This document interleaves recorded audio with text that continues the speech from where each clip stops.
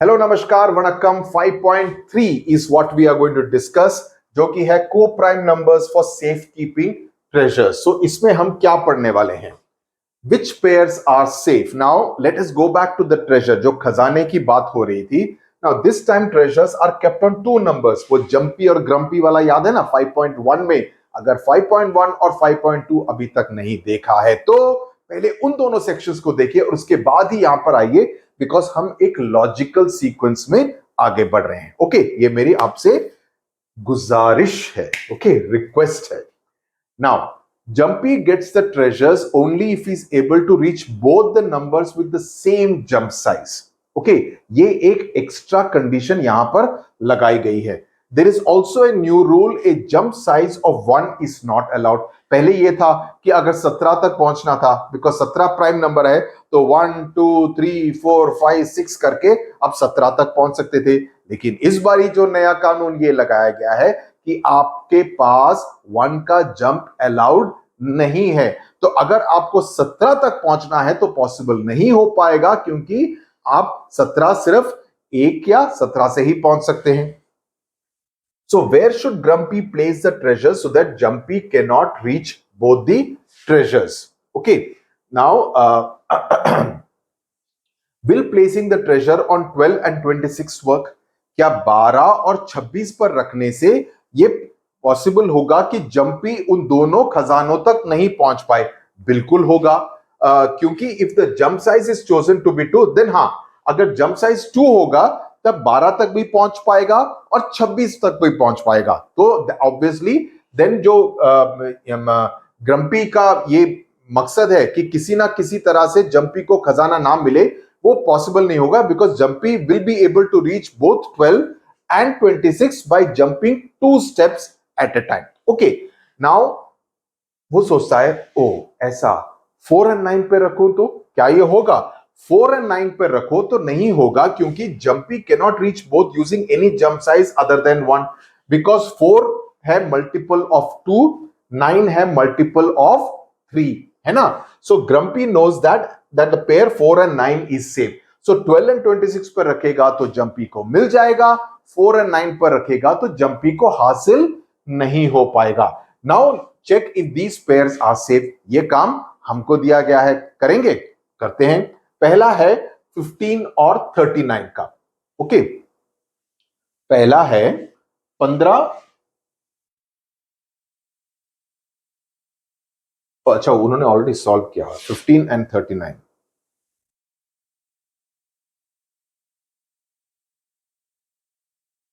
एक मिनट,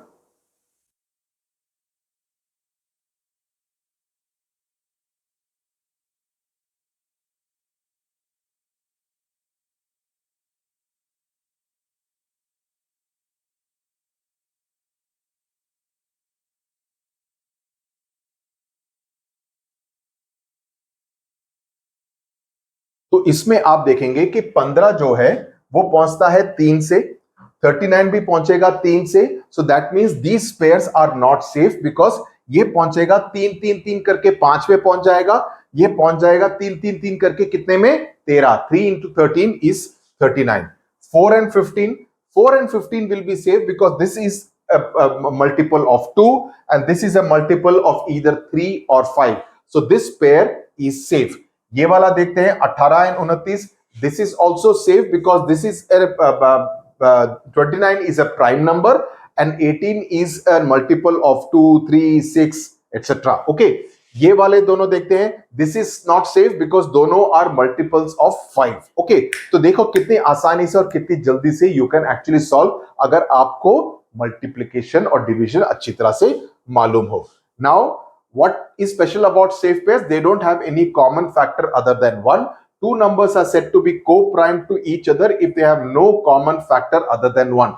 तो ये डेफिनेशन भी आप याद रख लीजिए कि दो नंबर को को-प्राइम तब कहा जाता है कि अगर उनके पास कोई भी कॉमन फैक्टर ना हो अदर देन 1, कि 1 के अलावा कोई भी कॉमन फैक्टर ना हो। जैसे 23 और 29 को देखेंगे, these two will be known as co-prime numbers because 1 के अलावा उनका कोई भी कॉमन फैक्टर नहीं है। बंधु समझ में आ गया तो लिखो समझ में आ गया। ओके, और वीडियो को लाइक करो. Okay, as 15 and 39 have 3 as a common factor, they are not co-prime, but 4 and 9 are co-prime, है ना. 4 and 9 are co-prime, इसीलिए whereas 15 and 39 are not co-prime. Now, which of the following pairs of numbers are co-prime? Okay, 18 and 35 क्या है क्या? मैंने कौन सा solve किया है? Not equal to 1.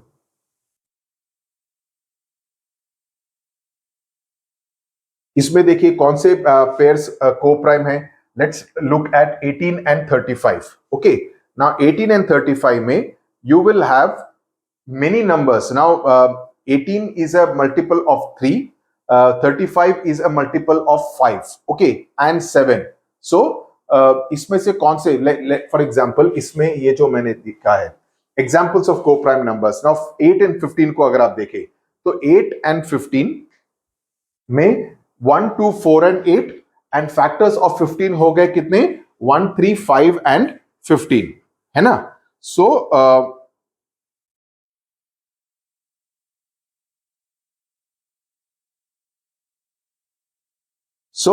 the only common factor between 8 and 15 is 1. अगर आप इस तरह से देखेंगे 1, 1, तो बाकी सब 2, 4, 8 है, इसका 3, 5, 15 है. So therefore 8 and 15 will be known as co-prime numbers. 12 and 25 को देखें, 12 हो गया 1, 2, 3, 4, 5, 6, 12. फैक्टर्स ऑफ 25 हो गया 1, 5, 25. तो इसमें कौन से हो गए? The only common factor is 1. So 12 and 25 are also co-prime numbers. However, if two prime numbers share any divisor other than 1, लेकिन 1 के अलग कोई होगा तो then they are not co-prime. For example, 6 and 9, 6 and 9, 1, 2, 3 and 6, or factors of 1 will be 1, 3 and 9. So they have a common factor of 3. So 6 and 9 are not co-prime. तो common factor देखना है और उस हिसाब से आपको co-prime numbers देखने हैं. So in the case of Grumpy and Jumpy, we need to check if the pairs are co-prime. तो अब हम वापस उस पे आते हैं जो हमने पहले देखा. 12 and 26, 1, 2, 3, 4, 6 and 12, और 26 को देखो 1, 2, 3 and 26. So here we have 2 also in common apart from 1, so they are not co-prime numbers. और इसी वजह से 12 और 26 are not safe. ये अलग तरीका है ये पता करने का कि क्या ये सेफ पेयर होगा या नहीं. उसी तरह से 4 and 9 को देखो तो 4 का हो गया 1, 2, 4, इसका हो गया 1, 3, 9. तो यहां पर सिर्फ 1 कॉमन है तो इसीलिए ये को-प्राइम नंबर्स हो जाते हैं. तो इसमें आप चेक कीजिए जो मैंने अभी आपको बताया, इसमें कॉमन फैक्टर्स हो गए 1 and 3, इसमें हो गए 1, 2, 4 और इसका हो गया 1, 3. तो इसमें कोई भी नहीं है तो ये को-प्राइम नंबर्स हैं. 18 और 19, 29 ये मैंने आपको बताया ये को-प्राइम है. 20 और 55 इसमें कॉमन फैक्टर 1 और 5 है तो ये को-प्राइम नंबर नहीं है. इन सबको देखिए 18 और 35 इसमें को-प्राइम नंबर है तो इसमें सिर्फ एक है तो therefore they are coprime. 15 and 37 इसमें अगेन ये को-प्राइम है बिकॉज इसमें सिर्फ एक है, ये कोई भी कॉमन नहीं है. Okay, I have already done this. अरे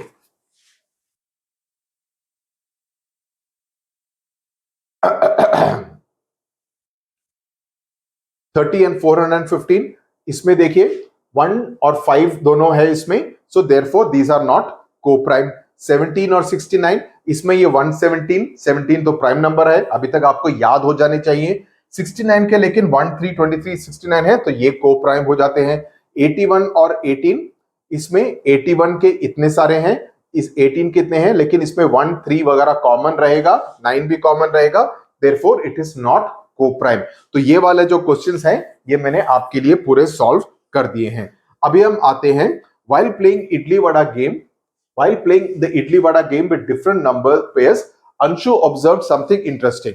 इडली वड़ा गेम खेलते वक्त अंशु को कुछ नई चीज, अनोखी चीज दिखी. उसने क्या देखा कि sometimes the first common multiple was the same as the product of the two numbers.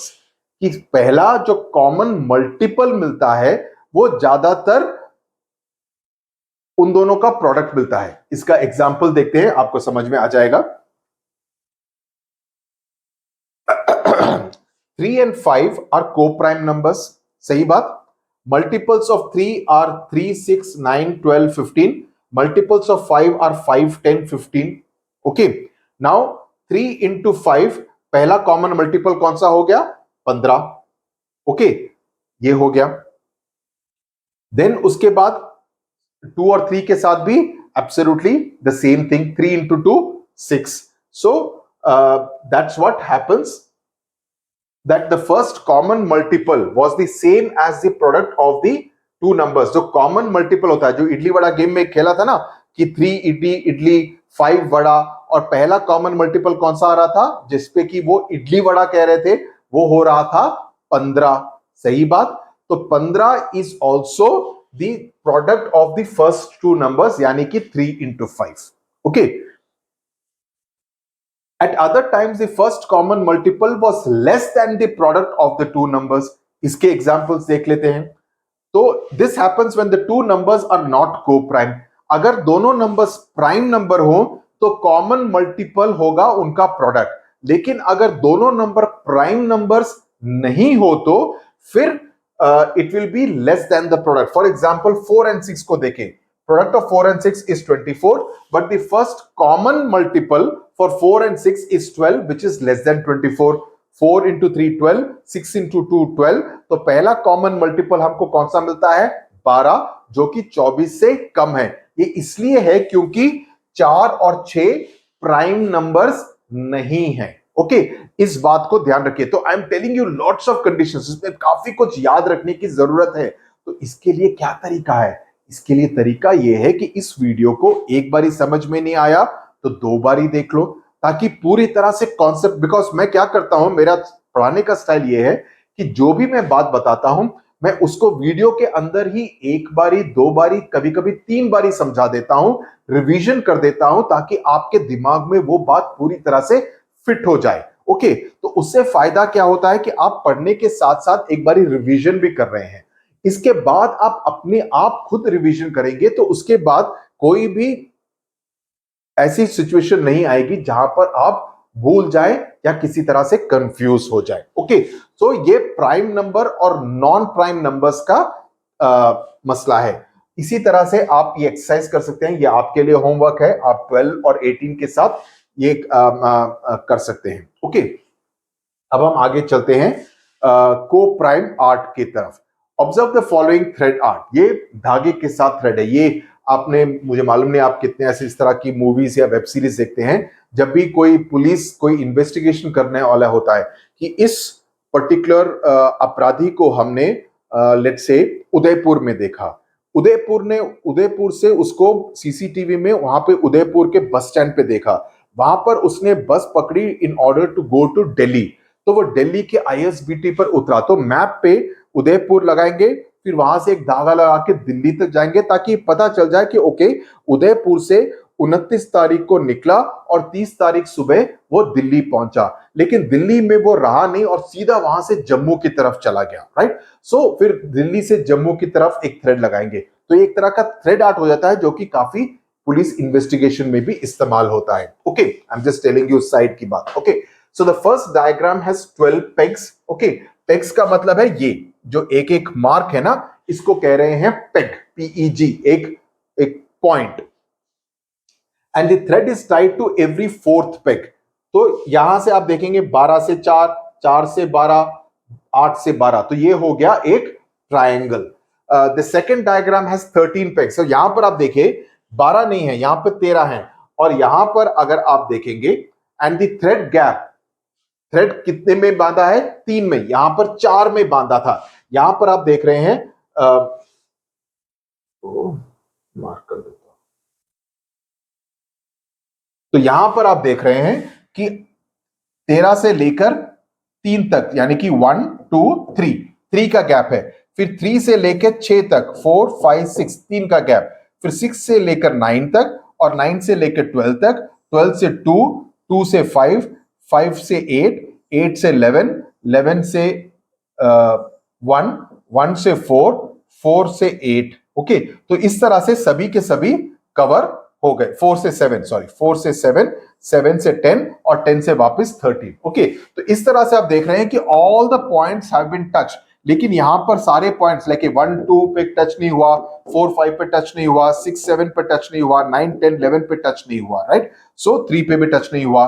सो लेकिन यहां पर सारे के सारे टच हो गए। Okay, now in some diagrams the threads are touched, are tied to every peg.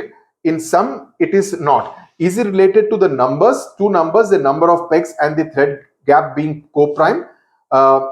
तो इसका आंसर ये है कि सेकंड डायग्राम में 3 and 13 are co-prime numbers. They are both co-prime numbers, यानी कि it touches every peg. लेकिन तीसरे डायग्राम में जो हमने देखा, आप अपने बुक में देखिए, ओके, जो तीसरे डायग्राम में हमने देखा वहां पर 16 पेग है। ओके, यहां पर you have 16 pegs, 1 to 16, okay, and then you are being counted at 1 2 3 4 5 6 pegs pe you are being asked to this thing. So 16 to 6, 6 to 12, 12 to 2, 2 to 8, 8 to 14, 14 to 4, 4 to 10 and वापस 16 तक। तो यहां पर भी सभी को टच कर रहा है और इसका कारण यह है कि it is not co-prime, so not touching every peg. It's not touching every peg. यहां पर भी थोड़े से मिस हो रहे हैं। फॉर एग्जाम्पल 9 को टच नहीं कर रहा है, 7 5 3 15 13 11 इन सबको टच नहीं कर रहा है। ओके, तो जब भी co-prime नंबर्स नहीं होंगे, ओके, जब भी co-prime नंबर्स नहीं होंगे then it will not touch every peg. लेकिन जब भी co-prime नंबर्स होंगे तब वो हर एक पेग को टच करेगा। ओके, फोर्थ डायग्राम में it is 24 pegs and gap of 6। वहां पर कैसा है देखो कि यहां पर it is not co-prime numbers, तो सिर्फ 4 24 6 12 और 18 को टच किया है, बाकी सभी नंबर्स को अपने अपना अपना काम देख लो बोल दिया। ओके, हम तुमको टच नहीं करेंगे। ओके, इन सम डायग्राम्स, तो ये बात हो गई। Okay, so it is related to whether the two numbers are co-prime or not co-prime. So that is what. So when the number of pegs and the thread gap are co-prime, then the thread will pass through every peg. इस बात को ध्यान से पढ़ लो। When the number of pegs, जितने number of stops हैं, ऐसा pegs अगर आपको समझ में नहीं आ रहा है तो एक जगह पर कितने सारे स्टॉप हैं, जैसे आपके स्कूल बस है। ओके, आपकी स्कूल बस है, आपकी स्कूल बस के लेट्स से 10 स्टॉप है। ओके, लेट्स से, और या लेट्स से 12 स्टॉप है और आप 4 स्टॉप को छोड़ के जा रहे हैं, तो जो बेसिकली क्या ये जा रहा है, जो बीच के बच्चे हैं उनके घर के पास नहीं जाएंगे, हम point A to point B जाएंगे।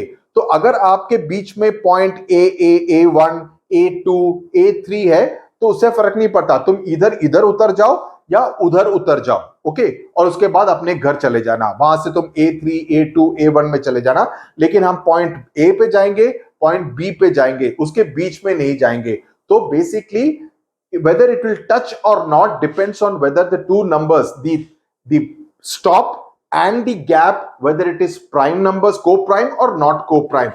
So when the number of stops, yeah, pegs and the thread gap are co-prime numbers, then the thread will pass through every gap. लेकिन अगर नहीं होंगे, so then it will not touch every particular peg. So इस बात का ध्यान रखिए। So you need to make the pictures accordingly. अभी जो नेक्स्ट ये है, ये आपके लिए होमवर्क है, that I want you to make such pictures for the following. 15 peg है, थ्रेड गैप ऑफ 10, यानी कि आप एक सर्कल बनाएंगे, उसमें 15 स्टॉप्स लगाएंगे और फिर उसके बाद कितना कहा गया है, थ्रेड गैप ऑफ 10। तो 15 से लेकर सीधा आप 10 पर 5 पर जाएंगे, बिकॉज गैप ऑफ 10, फिर 5 से लेकर फिर वापस जाएंगे 15 तक। तो obviously it will not have any, it will be almost like a straight line. So 15 gaps will form a triangle, then 10 pegs thread gap will touch all pegs because these are co-prime numbers, right? बाकी आप, I want you to do on your own. So this is your homework wherein I want you to draw the circle and then figure out for yourself कि क्या ये हर एक thread को touch कर रहा है या नहीं कर रहा है। That is the homework that you need to do. तो अभी तक के सारे क्वेश्चन सॉल्व कर दिए। दिस लास्ट 4 क्वेश्चंस, उसमें भी 2 मैंने बता दिए, सी और D. I want you to solve yourself so that it is clear, and I also want you to get into the habit of making that circle neatly. बड़ा circle बनाओ ताकि थोड़ा घिचपिच ना हो. ओके, इसका तरीका बताता हूं कि you need to make a big circle and mark each one of them very clearly. You know, make a big circle and आप डिसाइड कर लीजिए इसमें कितने हैं. लेट्स से अगर 15 हैं तो आप डिसाइड कीजिए कि ओके 1 2 3 4 5 6 7 8 9 10. ये अभी ज्यादा हो गए तो लेट्स एज्यूम ये 10 हो गए ना. सो लेट्स से 20 है तो 11 12 13 14 15 16 17 18 19 20. ओके, तो ये इस तरह से आपके 20 हो जाएंगे. तो यू डिवाइड, आप सोचिए कि कितना है और उसी हिसाब से आपका जो थ्रेड गैप है ये इक्वल होना चाहिए between each one of them. And then you start placing. अभी इसका अगर लेट्स से अगर इसको 5 के हिसाब से करना है, सो 1 2 3 4 5 हुआ तो ये यहां पर कच किया, फिर 1 2 3 4 5 हुआ तो यहां तक हुआ. तो आप उस हिसाब से you will do that. So I want you to make a big circle. This is your homework. So you do it neatly, do it with the pencil so that आसानी होगी. Dark gray pencil so that you are able to do it right. And also then you try to cross check by seeing whether ये दोनों number co-prime numbers हैं जो हमने दूसरा method से किया था, उसके मल्टी फैक्टर्स बना के उससे क्रॉस चेक कीजिए कि हाँ ये वेदर ये दोनों को-प्राइम है या नहीं है. तो ये दोनों मेथड से क्रॉस चेक करके अपने इस आंसर को वेरीफाई कीजिए कि आपने सही से सर्कल और पेग्स और थ्रेड गैप से ठीक से बनाया है या नहीं बनाया है. Okay, so tata bye bye. Now I will see you in 5.4 which is about prime factorisation. ये ज्यादा इंपॉर्टेंट है और काफी लंबा वीडियो भी होगा. तो ये अगर आपने 5.1, 5.2 और 5.3 पढ़ लिया है तो आपको ये आधा चैप्टर पूरी तरह से समझ में आ जाना चाहिए. Okay, tata bye bye, thank you, नमस्कार.